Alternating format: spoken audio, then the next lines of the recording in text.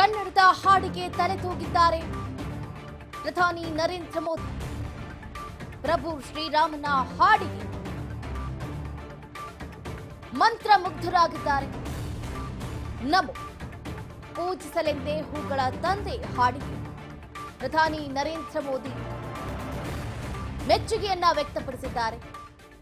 ಶ್ರೀರಾಮಚಂದ್ರನ ಹಾಡಿಗೆ ಮೋದಿ ಶ್ಲಾಘನೆಯನ್ನ ವ್ಯಕ್ತಪಡಿಸಿದ್ದಾರೆ.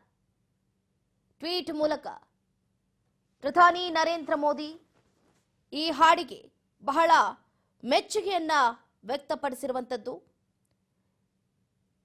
ಈ ಹಾಡನ್ನ ಕೇಳಿದವರು ಯಾರೇ ಇದ್ರೂ ಕೂಡ ಹೇಳಿ, ಯಾಕಂತಂದ್ರೆ ನಮ್ಮ ಸಂಸ್ಕೃತಿಯನ್ನ ಎತ್ತಿ ತೋರಿಸುತ್ತೆ.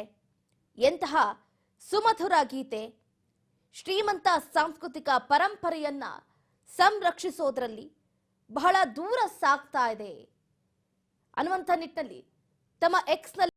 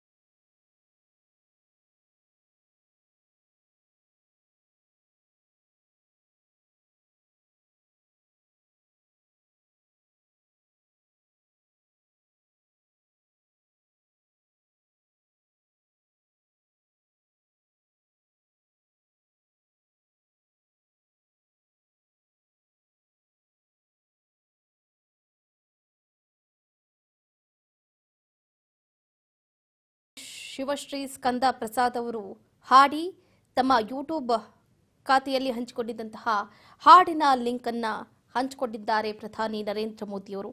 ಕನ್ನಡದಲ್ಲಿ ಶಿವಶ್ರೀ ಸ್ಕಂದ ಪ್ರಸಾದ್ ಅವರ ಈ ಅದ್ಭುತ ಗಾಯನ ನಿಜಕ್ಕೂ ಕೂಡ ಪ್ರಧಾನಿ ನರೇಂದ್ರ ಮೋದಿಯವರಿಗೆ ಬಹಳ ಮೆಚ್ಚುಗೆ ಉಂಟಾಗಿರುವಂಥದ್ದು. ಅದಕ್ಕೆ ಆ ಹಾಡಿಗೆ ಶ್ಲಾಘನೆಯನ್ನ ವ್ಯಕ್ತಪಡಿಸೋದರ ಮುಖಾಂತರ ಸಾಮಾಜಿಕ ಜಾಲತಾಣ ಎಕ್ಸ್ನಲ್ಲಿ ತಮ್ಮ ಅಭಿಪ್ರಾಯವನ್ನ ವ್ಯಕ್ತಪಡಿಸಿದ್ದಾರೆ.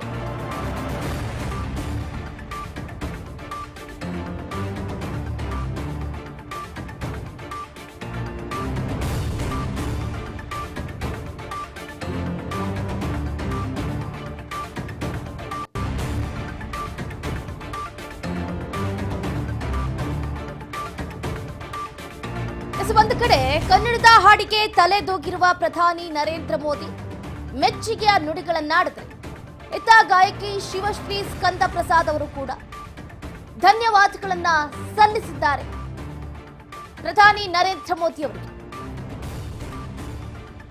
ಸಾಮಾಜಿಕ ಜಾಲತಾಣಗಳ ಮೂಲಕ ಧನ್ಯವಾದವನ್ನ ಸಲ್ಲಿಸಿದ್ದಾರೆ ಶಿವಶ್ರೀ ಸ್ಕಂದ Prasad.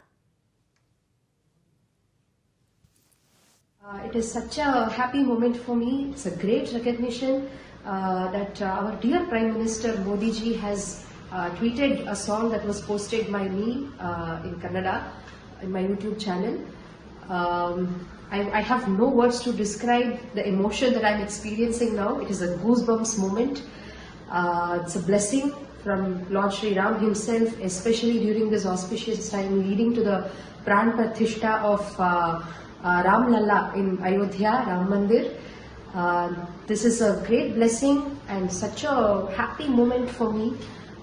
For a very ordinary, simple artist like me from the South, it is also a recognition for South Indian music, for South Indian bhajan, for Carnatic music. and I have this is a very happy moment. I have no words to.